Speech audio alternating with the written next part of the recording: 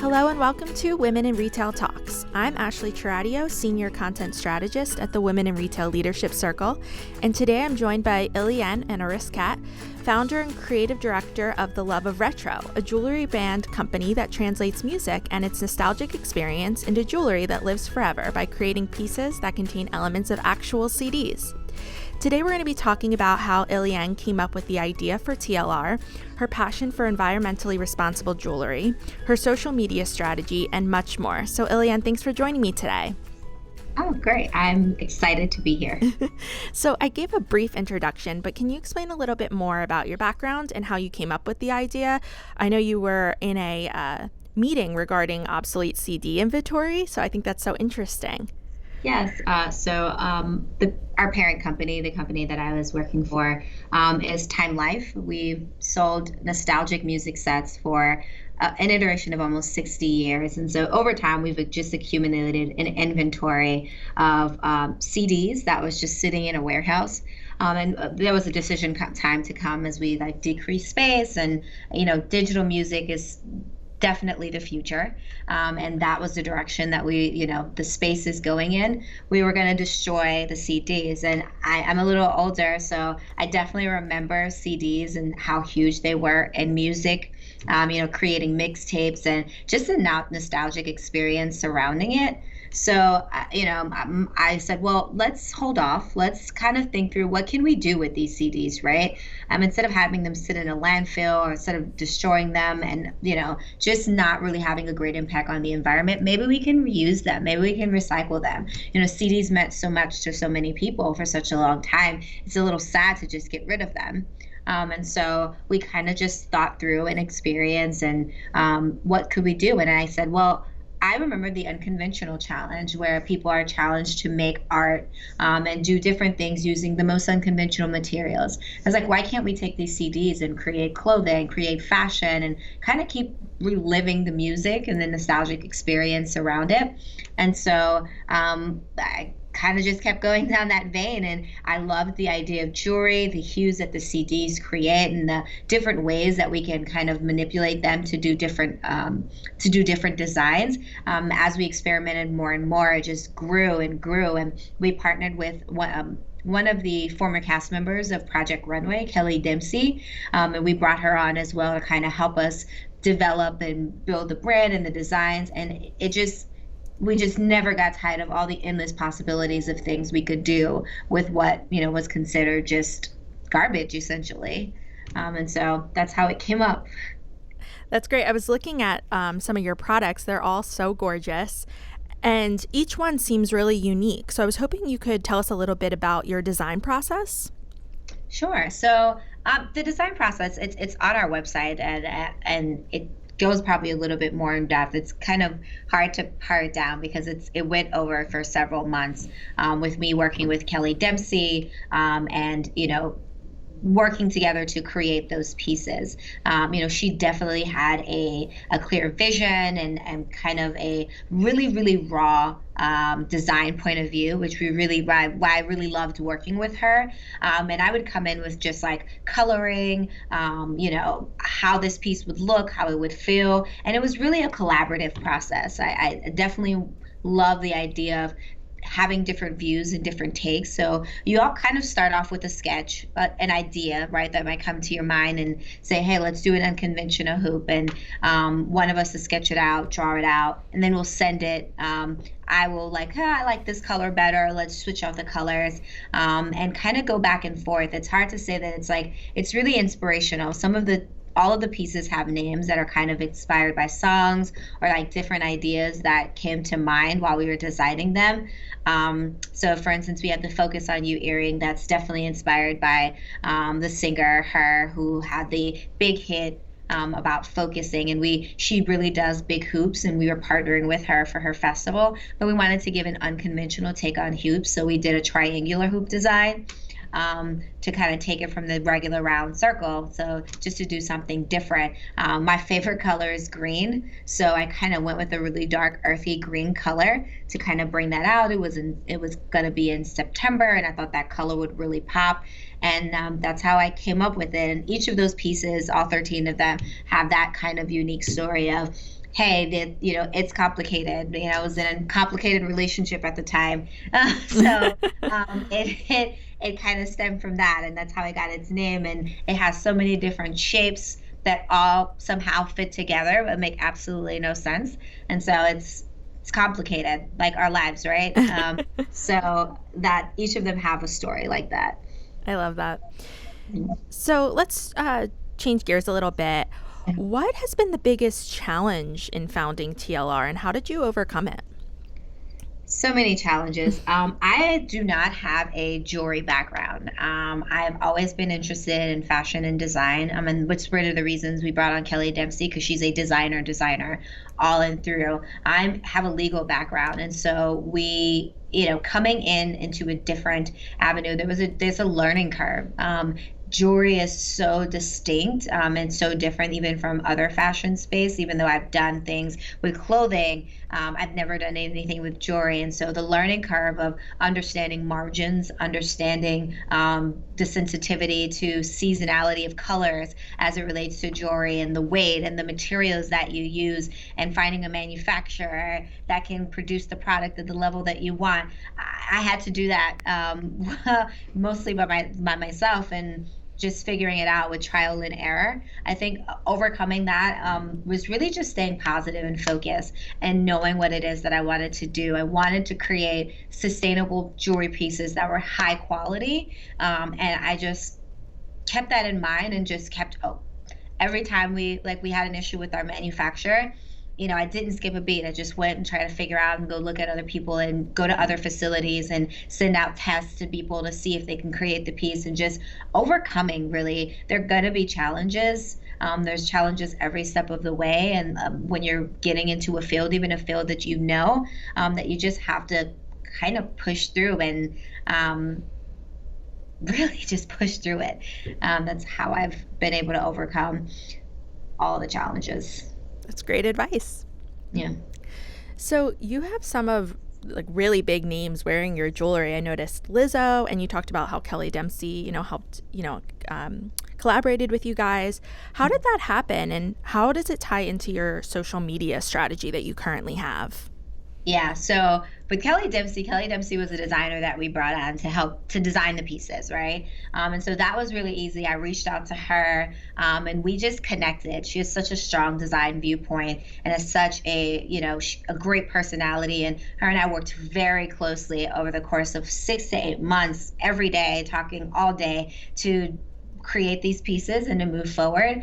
And so once the pieces were designed, it was my job and the job of our PR team to kind of find the people that we felt had the voice of the brand to wear our jewelry. And Lizzo, actually, we have a really great relationship with her stylist, who saw our pieces at a showcase and just fell in love with them and reached out and said, can we get some pieces for Lizzo? Like, she would love this stuff. It's made with CDs. It's beautiful.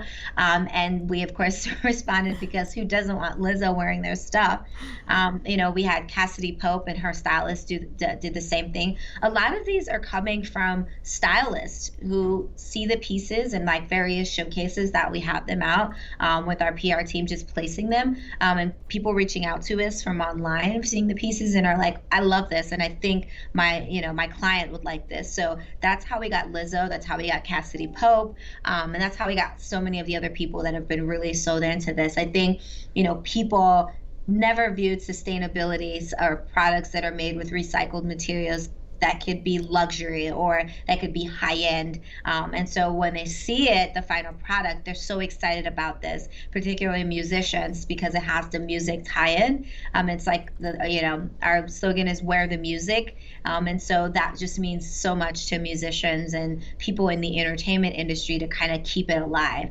And so, and our overall social media strategies, we want everyone. So music is one of those things that's universal, right? Everyone listens to music. There are different genres, and but everyone listens to music. And we view our social media strategy as kind of like a hub, like music, that brings everyone together. So whether you're into rock, whether you're into hip hop and R&B, whether you're into country, we want wanted to spread across all the genres and all people to love our jewelry and kind of find a safe space in our social media to showcase how they are, accessorizing the pieces. So a lot of our photos, if you go to our social media, are user generated, right? So different people wear our products that styled it really well, that we were just like, oh my God, we love this, we have to post it, and encouraging other people to do the same.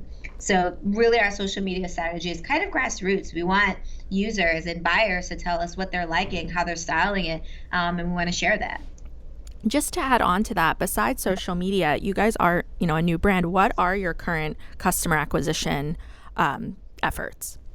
Right. A lot of it right now is we are a new brand. We did a soft launch in September of 2019, and we just, did a full launch in late November. So we're really 4 months in. A lot of what we're doing is for brand acquisition is we're doing placements for our products. We're doing influencer outreach, a ton of influencers and fashion influencers who really love the products have been reaching out to us. It's kind of overwhelming, honestly, in that people are actually reaching out to us. We just made our efforts so easy. It's a good problem to have.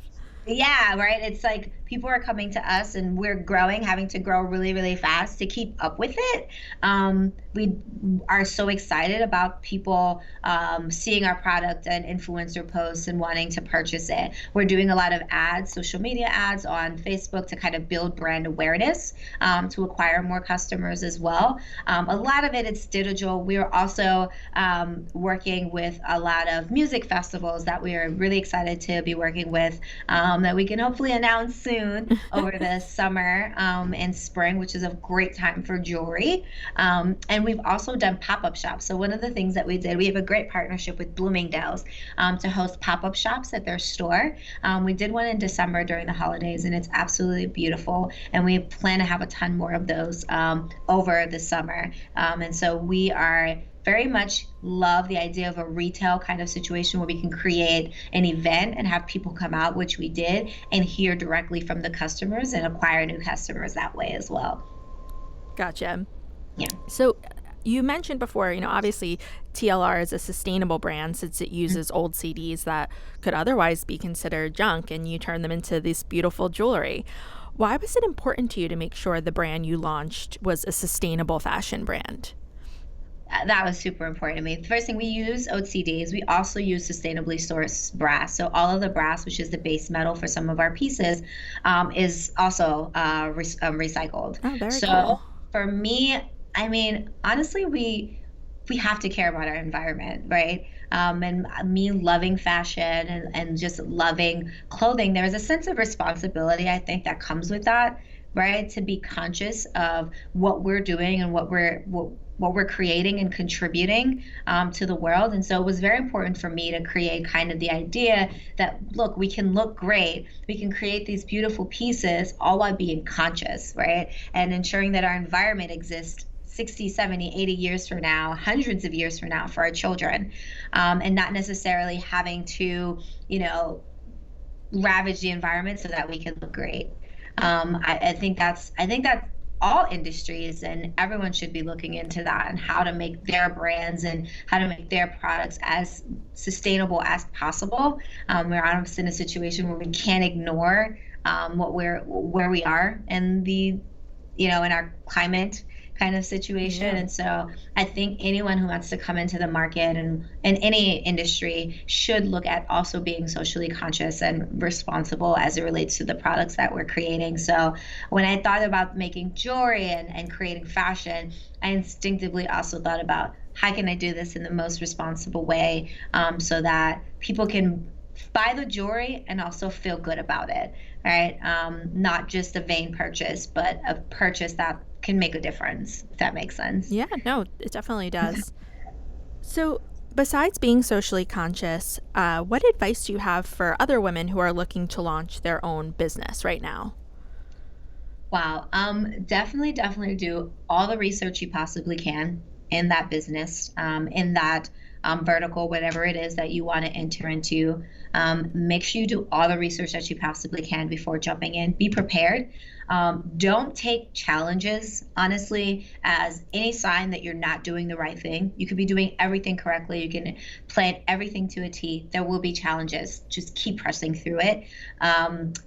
There's so much advice. I wish I could just download that. It's difficult, honestly, being a woman in the industry that you're in. But there are also really great women out there who are so happy to mentor, to push you and partner with you. Don't feel like you're going into it by yourself. Find a great mentor, find a great person, a woman who's also in the industry that can help you, and be open to taking advice. We worked with some really, really great people. I did anyway. I was blessed to work with someone who was in the fashion space for a very long time, and a woman who gave me great advice, who pointed me in the right direction many times. And I was open to taking her advice because she had done it and had done it successfully. And she'd also just was so gracious to be happy to spend time on the phone with me and to give me that advice. So definitely also be open to a mentor and finding one and taking their advice if needed. Yeah, we love mentorship here at Women in Retail Leadership Circle. So that's good to hear. Yeah. So I thought we could just wrap up with hearing, where do you see TLR going? What are your future plans? So right now, our goal is really, really just to build our customer base. And kind of hear from the customers where we want to go. My goal is to take sustainable fashion all around, right? I want to start off with accessories, jewelry, continue to expand to where we have a full service fashion house that's created with all types of sustainable materials. And so that's really where I see TLR going in the future.